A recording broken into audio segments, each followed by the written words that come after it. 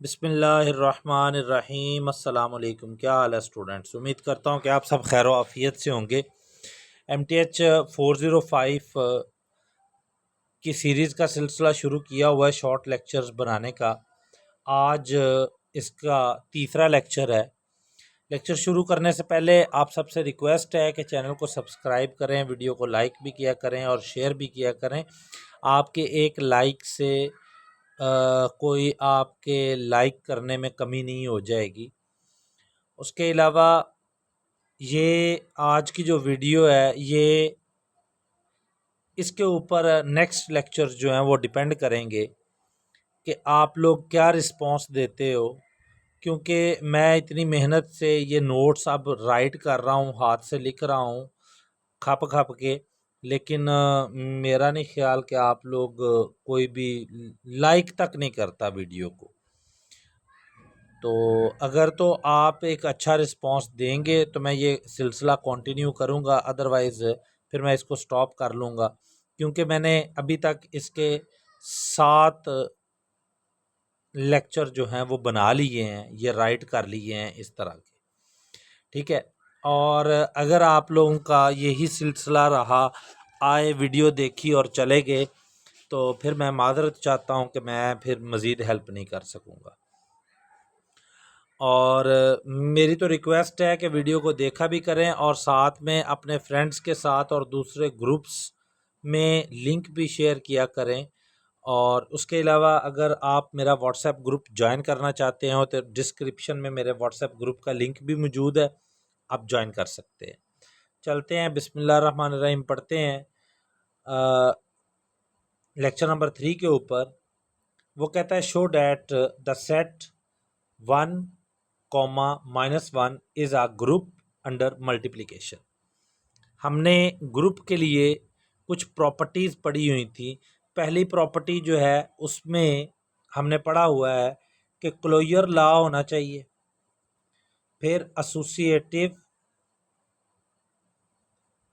ठीक है, उसके बाद हमारे पास आइडेंटिटी होनी चाहिए और इन्वर्स होना चाहिए। ये सारी चीज़ें अगर होंगी तो वो ग्रुप बनेगा, अगर नहीं होंगी तो वो ग्रुप नहीं बनेगा। हमारे पास 1 -1 है। ये तमाम चीज़ें अगर तो हमारे ग्रुप में पाई जाती हैं तो हम उसको ग्रुप कहेंगे, हमारे सेट में पाई जाती हैं तो हम उसको ग्रुप कहेंगे, अदरवाइज़ वो ग्रुप नहीं होगा। तो सबसे पहले हम इसमें क्लोजर प्रॉपर्टी देखते हैं। वो क्या है? For X Y belongs to G. हमने इस सेट में से कोई से 2 एलिमेंट ले लिए, जैसे कि हमारे पास यही 2 है, ठीक है ना। एक को हमने एक्स का नाम दे दिया और एक को हमने वाई का नाम दे दिया।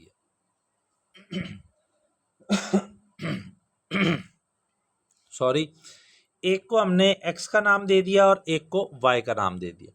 अब हमने इनके ऊपर यहाँ पे मल्टीप्लिकेशन का साइन आना था, यहाँ पे मल्टीप्लिकेशन का साइन आना है, ये मल्टीप्लिकेशन है, ठीक है। अब हम x और y को मल्टीप्लाई करते हैं तो हमारे पास आंसर जो आता है वो भी इसी सेट में आता है, ठीक है। मतलब हमने जो भी ऑपरेशन करना है, मल्टीप्लिकेशन करें, एडिशन करें, सब्ट्रैक्शन करें, डिवीजन करें, जो भी करें, हमारा आंसर जी में ही आना चाहिए जो हमारे पास सेट है। तो फिर हम कहते हैं कि हमारा जो गिवन सेट है वो क्लोजर प्रॉपर्टी को होल्ड करता है, ठीक है। उसके बाद एसोसिएटिव लॉ आ जाता है। एसोसिएटिव लॉ में हमने क्या करना है कि हमारे पास 3 एलिमेंट होते हैं ना एसोसिएटिव लॉ में। हमारे पास होता है ए, बी, सी, कुछ इस तरह करके, और फिर ए, बी और सी कुछ इस तरह करके होता है, ठीक है ना। तो हमने क्या किया कि हमने एक 1 और -1 को ले लिया और -1 के साथ मल्टीप्लाई कर दिया, इधर भी कर दिया। मल्टीप्लिकेशन करेंगे तो दोनों साइड पे आंसर हमारा 1 आएगा, मतलब दोनों साइड्स इक्वल आनी चाहिए। तो एसोसिएटिव लॉ होल्ड होता है for all X Y G belongs to G, और X Y G is equal to X bracket Y G bracket बंद। इसके बाद आ जाता है आइडेंटिटी। आइडेंटिटी के बारे में आपको बताता चलूँ कि जो मल्टीप्लिकेशन की आइडेंटिटी होती है, ई से जाहिर करते हैं आइडेंटिटी को और वो 1 होती है। ठीक है, ये किसकी है? मल्टीप्लिकेशन की। मल्टीप्लिकेशन ये याद रखनी है। इसी तरह ही एडिशन की बात करें, एडिशन की आइडेंटिटी जो होती है वो हमारे पास होती है 0। अब अगर हम कोई एक आइडेंटिटी एलिमेंट है हमारे पास, उसको हम x से मल्टीप्लाई करें, ये x को उसके साथ मल्टीप्लाई करें तो हमारे पास आंसर x ही आता है। For all x belongs to g, x जो है वो g से बिलोंग करना चाहिए और आइडेंटिटी जो है वो इक्वल टू 1 होनी चाहिए। और यहाँ पे लिखा हुआ है multiplication identity is equal to 1, तो 1 dot x is equal to x dot 1 is equal to x। आगे आ जाता है हमारे पास इनवर्स। इनवर्स एलिमेंट क्या होता है? For every x belongs to g such that x inverse belongs to g, अगर x जो है वो हमारा बिलोंग कर रहा है g से, तो उसका इनवर्स भी उसी सेट के अंदर पाया जाना चाहिए। तो x dot x inverse is equal to x inverse dot x is equal to identity. अब हम किसी भी एलिमेंट को उसके इन्वर्स के साथ मल्टीप्लाई करते हैं तो हमारे पास आइडेंटिटी एलिमेंट आना चाहिए। अगर 1 का इन्वर्स देखें तो वो 1 का इन्वर्स क्या होगा? 1 का इन्वर्स तो ये 1 ही होता है, ठीक है ना। तो 1 इंटू 1 इज इक्वल टू 1 आ गया और -1 इंटू -1 इज इक्वल टू 1 आ गया। मतलब आप किसी भी तरह से -1 वाली वैल्यू को या 1 वाली वैल्यू को आपस में मल्टीप्लाई करते हो तो आपके पास आंसर 1 ही आ रहा है, जो कि आपके पास आइडेंटिटी है। ठीक है, तो इट्स मीन कि जो हमारा गिवन सेट था ये हमारा ग्रुप है। ठीक है, ये हमारा ग्रुप है। यहाँ आगे लिखा भी होगा, ये लिखा हुआ है, hence inverse of each element exist in G, so g is equal to 1 minus 1 is a group under multiplication। I hope कि इसकी आपको समझ आई होगी। अब ज़रा आगे चलते हैं।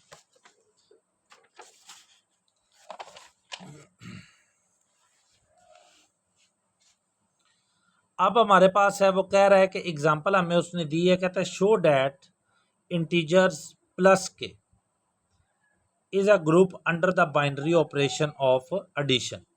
ये ऑपरेशन को जाहिर करता है, प्लस के नहीं सॉरी, ये ऑपरेशन को जाहिर करता है प्लस।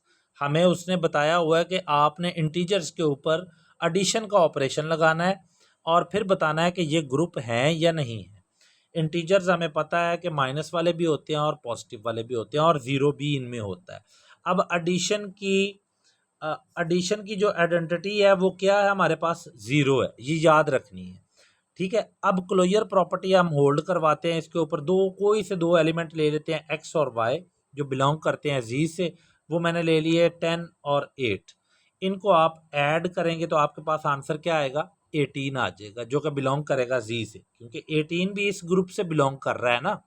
ठीक है, शर्त यह है क्लोजर प्रॉपर्टी की कि कोई से भी दो एलिमेंट जो भी लेने हैं उनके ऊपर जो भी आपके पास ऑपरेशन, बाइनरी ऑपरेशन दिया गया है, उसका रिजल्ट भी इसी सेट के अंदर आना चाहिए। अगर तो नहीं आता तो बाइनरी ऑपरेशन होल्ड नहीं करेगा। ठीक हो गया।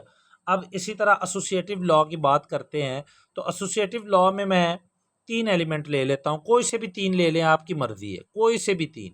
ठीक है, उनके ऊपर एसोसिएटिव लॉ होल्ड करवाएं। एसोसिएटिव लॉ ये नीचे लिखा भी हुआ है, x plus y plus g is equal to x plus bracket y plus g bracket बंद।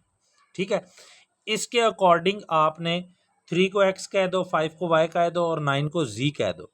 ये बिलोंग किससे कर रहे हैं? इंटीजर से।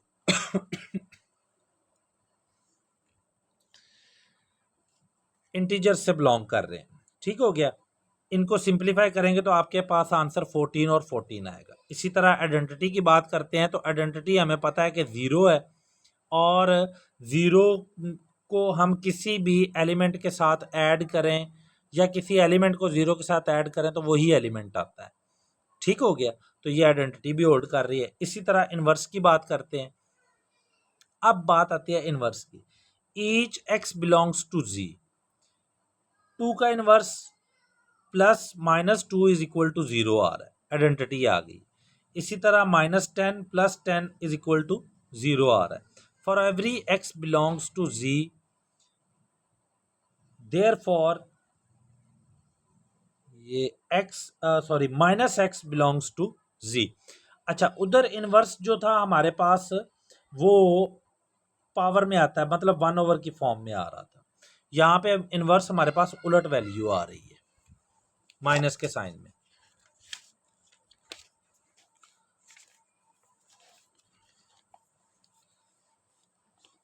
सच that x + -x is equal to -x + x is equal to 0, so z under binary operation addition is group under addition. वही बात आ गई कि binary operation of addition is group. अब एक और एग्जांपल है, ये एग्जांपल मैं समझाऊंगा नहीं लेकिन नोट्स में मौजूद ज़रूर है, ये मैं आपके सामने भी कर देता हूँ और आपने इसको खुद समझना है। अगर आपको समझ ना आए तो आप मुझसे पूछ भी सकते हैं, मैं इसको समझाऊंगा नहीं। इतना बता देता हूँ कि ये इंटीजर्स है, इंटीजर्स में से ये -0 जो है, इसका मतलब ये है कि आपने जो इंटीजर्स लेने हैं उनमें ज़ीरो नहीं होना चाहिए। इंटीजर्स में यहाँ पर -1 और 1 के दरमियान ज़ीरो होता है ना, तो वो कह रहा है यहाँ पे उसने कंडीशन दे दी है कि ज़ीरो नहीं आना चाहिए। ठीक हो गया। तो फिर उसके ऊपर आपने मल्टीप्लिकेशन अप्लाई करनी है और बताना है कि ये ग्रुप है या नहीं है। ठीक है, तो ये आपके पास मैं इसको शो कर रहा हूँ, देख लें इसको और फिर आपने ख़ुद इसको समझना है, क्योंकि वीडियो जो है वो इस टाइम 12 मिनट की हो चुकी है। अब आगे ज़रा चलते हैं और इसका रिज़ल्ट कहते हैं कि सो z -0, मतलब 0 निकाल दो इंटीजर से, is not a group under multiplication. ठीक हो गया। गलती इंसान से हो जाती है, अगर मेरे से कोई गलती हो गई हो यहाँ पे तो आप उसको हाईलाइट कर सकते हैं।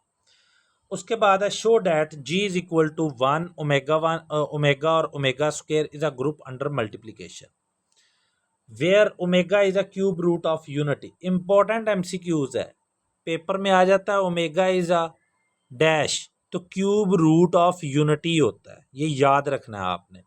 और ये जो स्टेटमेंट्स है ना, ये शो डैट को छोड़ के आपने ये बाकी सारी स्टेटमेंट आपने याद करनी है। ठीक है, ये साथ साथ आपके MCQs भी मैं आपको बताता जा रहा हूँ, ये आपने पूरी स्टेटमेंट याद करनी है। ये नहीं करना कि जी बस इसको देखा और चलो जी चल भाई, ऐसा नहीं कुछ करना। उसके बाद हम इसका बनाते हैं टेबल। ये मैं एग्जांपल आपको समझाता हूँ।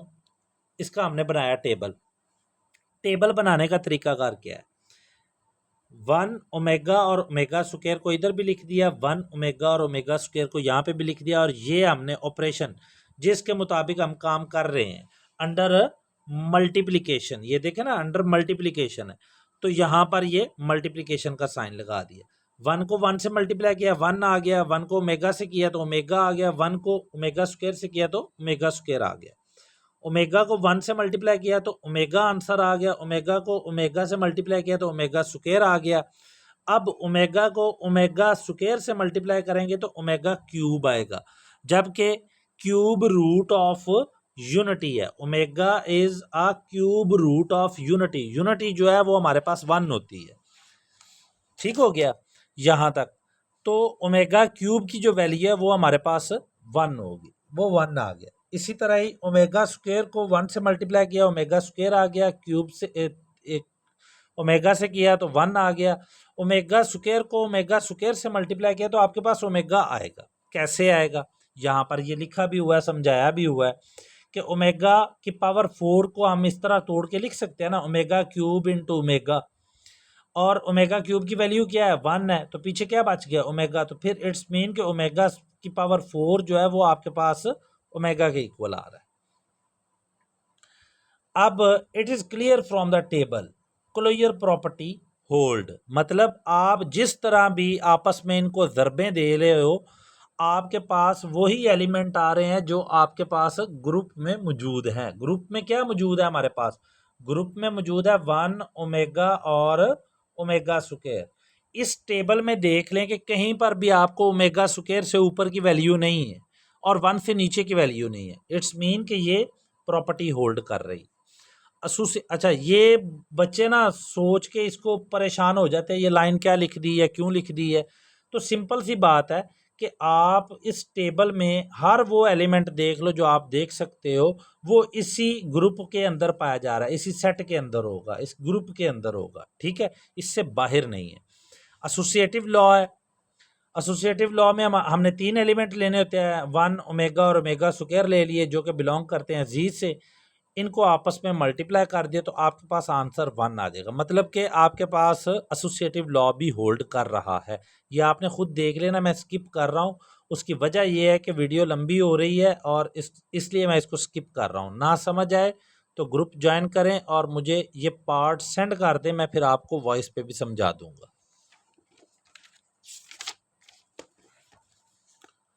उसके बाद आ जाती है आइडेंटिटी। मल्टीप्लिकेशन की आइडेंटिटी क्या है?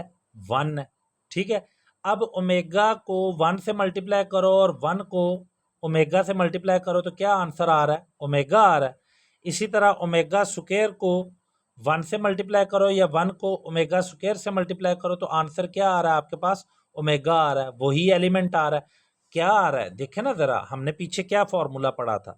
हमने फॉर्मूला इसके लिए पढ़ा था मल्टीप्लिकेशन के लिए कि हम आइडेंटिटी को किसी भी एलिमेंट से मल्टीप्लाई करें या फिर किसी एलिमेंट को आइडेंटिटी से मल्टीप्लाई करें तो हमारे पास वही आंसर आता है, एलिमेंट ही आता है, ठीक है। तो हम ये आइडेंटिटी है ना 1, तो ओमेगा स्क्वायर को 1 से मल्टीप्लाई किया या 1 को ओमेगा स्क्वायर से, तो हमारे पास आंसर ओमेगा स्क्वायर ही आ रहा है। इसी तरह 1 के लिए। अब आ जाता है इनवर्स की बात। Inverse of each element x belongs to g। 1 को 1 से मल्टीप्लाई करोगे तो आंसर क्या आएगा? 1 आएगा, क्योंकि 1 का इन्वर्स क्या होता है? 1 होता है। अब ओमेगा इंटू ओमेगा स्क्वायर को आपस में मल्टीप्लाई करते तो आंसर क्या आता है? 1 आता है। ओमेगा इन्वर्स का जो आपके पास है, ओमेगा का इन्वर्स जो है वो आपके पास ओमेगा स्क्वायर के इक्वल आता है। इसी तरह ओमेगा स्क्वायर का इन्वर्स जो है वो आपके पास ओमेगा के इक्वल आता है। ये याद रखनी है चीज़ें, ये पेपर में आती हैं और मुझे अभी भी वो एमसीक्यूज या नज़र आ रहा है सामने मेरी आंखों के, कि जिसमें इस तरह का कुछ दिया हुआ था कि ओमेगा इन्वर्स किसके बराबर है, तो वो ओमेगा स्क्वायर के, और ओमेगा स्क्वायर का इन्वर्स किसके बराबर है? वो ओमेगा के इक्वल होता है। तो hence G satisfy all the condition of a group, so G is a group under multiplication। इसी तरह ये वाला है एग्जाम्पल है, और इसमें भी वही चीज़ है, वही कानून फॉलो किया हुआ है। बस ये याद रखना है कि आयोटा स्क्वायर की वैल्यू जो है वो -1 होती है। आयोटा स्क्वायर की वैल्यू -1 होती है। बाकी ये टेबल मैंने पीछे ओमेगा वाला समझाया है, उसी तरह ही है। ना समझ आए तो आप पूछ सकते हैं। इसमें अब क्लोजर प्रॉपर्टी भी है, एसोसिएटिव प्रॉपर्टी भी है, आइडेंटिटी भी है और इन्वर्स भी है, और एंड के ऊपर लिखा हुआ है कि all condition hold so it is group. तो आपने ये जो क्लोजर प्रॉपर्टी है, टेबल से आपको वाजे हो रहा होगा कि क्लोजर प्रॉपर्टी जो है वो प्रॉपरली कोई भी एलिमेंट जो है वो आपके सेट से बाहर नहीं जा रहा। एसोसिएटिव प्रॉपर्टी को आप किसी भी तरह होल्ड करवाएंगे तो आपके पास ये आंसर आ जाएगा, मतलब दोनों इक्वल आएंगे। इसी तरह आइडेंटिटी क्या है आपके पास? ये अंडर मल्टीप्लिकेशन है, ठीक है। तो इसकी आइडेंटिटी आपके पास क्या है? 1 है। तो 1 के साथ किसी भी एलिमेंट को मल्टीप्लाई करोगे तो वही एलिमेंट आएगा, ग्रुप में होगा वो।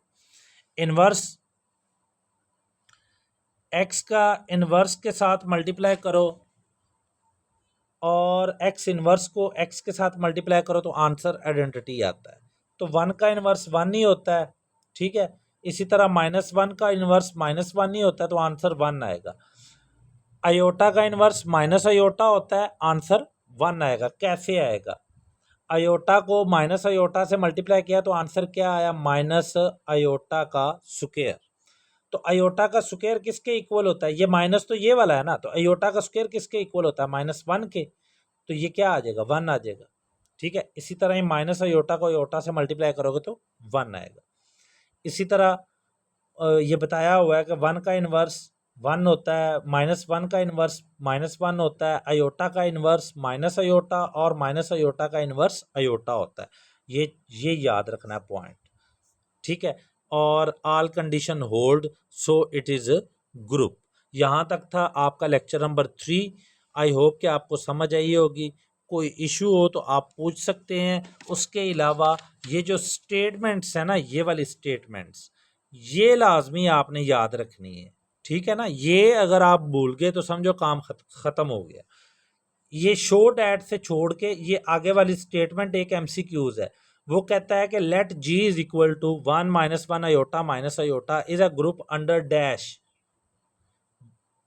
आपने फिर बताना है कि मल्टीप्लिकेशन के लिहाज से होता है। फिर वो ये भी पूछ सकता है कि g is equal to 1 - 1 iota minus iota is a group under multiplication, true या फॉल्स।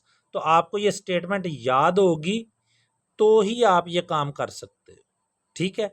आई होप कि आपके कॉन्सेप्ट क्लियर हुए होंगे। अगर नहीं हुए तो आप मुझसे रब्ता कर सकते हैं। मैं इंशाल्लाह पूरी कोशिश करूँगा कि ये बुक जो है, जितने भी मैं लेक्चर बनाऊं वो गोल के आपके दिमाग में डाल दूं। मिलते हैं बहुत जल्द नेक्स्ट वीडियो के साथ, लेकिन रिस्पॉन्स आना ज़रूरी है। बहुत शुक्रिया जी। अल्लाह हाफिज़।